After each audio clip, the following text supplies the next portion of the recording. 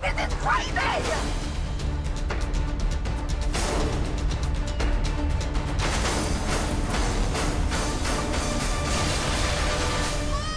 Hey, buddy. Cars don't fly.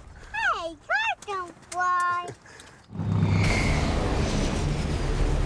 The audience has seen just about everything with all of our fast films, so we really kind of brainstorm amongst all of us to try and figure out what we can do that's different and interesting that will wow the audience. So we sit down and talk about it and go, how are we going to top the next one? The very first stunt sequence that I designed was our heroes parachuting out of the back of a plane in their cars, and at the very last minute, break their parachute and then rescue this particular character. The sequence is so fun. Because it's a team effort, you've got the Roman character and the Tez character there to bring that humor into this. Tez! What are you doing? Wow! Wow!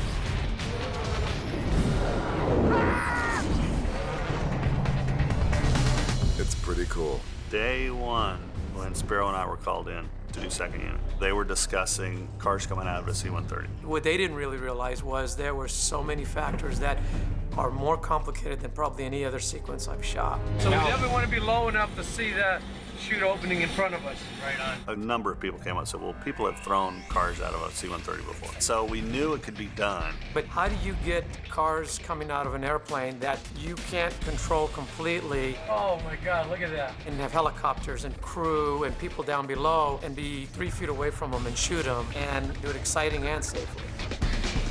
And so that was the R&D part of it, trying to figure out how to get all these cars out of the C-130 together with guys in the air with it and make them drop flat. Every single car that we dropped fell differently. And even though some of them were a little front heavy and some of them were back heavy, the weird thing is if you rolled the windows up, they tended to start stabilizing themselves. Because when we first sent the cars out with no drogue chute, they're free falling at 175. And so the skydivers could never catch them. They had to be a part of the car when it went out. So he said, you guys grab onto the cars. Just run out with them and grab onto it so that its first initial drop, when it's gaining its terminal velocity, you're with it. And that was the key element that made it all work. The operators we have were all from the Red Bull jump team, and they were all very good at knowing which is up and which is down pretty quickly, and then just fixing the car in the way that we need it and then getting away from it, because you can't hold on to the car and shoot it like that. You have to push the car away from you to get the wide shot that we need. And then James saw what we did, saw what the angles of the car were, and just seamlessly dropped it in. Woo! Now we're moving. I worked with my really incredible second unit director, Spiro, to tie it all together and try and make it cohesive. He had these great rigs at Danville for first unit, and they were gimbals that were 15, 20 feet off the ground. So he had Dom's car in the air, and it could tilt way down like this and move around and turn.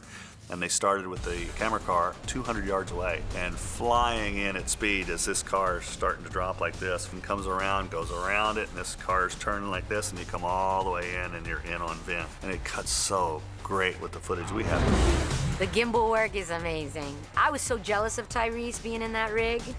Let's make a movie, people. It's just like riding in a roller coaster backwards. I mean, who wants to do that? Okay, now I'm nervous. I wanted to be tumbled about like I'm inside of a washing machine. Oh, again! Oh! I thought it was the coolest thing ever. Oh! Out of the 4 cars, we lost 2 of them because of winds. The parachute didn't get away from the car, so we're getting a call, you know, hey, this car's not stopping and it's heading towards the freeway. We got it, but that one was something that got our hearts pumping a little bit.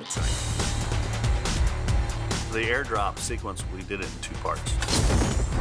After these cars come out of the airplane, they land on top of a mountain with one road. Letty's gonna lead, followed by Ted. As they glide down, they're never gonna hit the ground. They just come to a stop and we pull them back to number 1. The big issue was they had to be real cars. We want the cars running in the air, and when they pull the release, this thing's gonna drop 10 or 12 feet out of the air, hit the ground, and take off and spin the tires. So Dan Sudik, our effects coordinator, came up with this trolley idea where he starts one crane very, very high up in the air, and then we pull the car all the way to the very top, which is almost 180, 200 feet up, and I was the first one to test it. So he trips the cable, I start gaining speed coming down this trolley, and as it bows out, then he trips the second one, and it drops 12 feet and hits the ground, and I gas it up when we go through, and I thought, my God, this actually worked. He designed the slide for life for 4 of our hero cars, and huge cranes that we had to put in at Pikes Peak and slide these cars down, and then we'd release them, bounces one time, and they'd hit the road and go.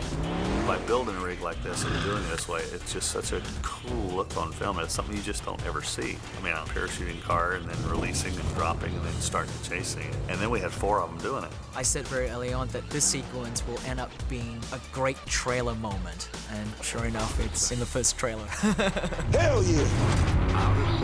Yeah, great, fantastic, awesome.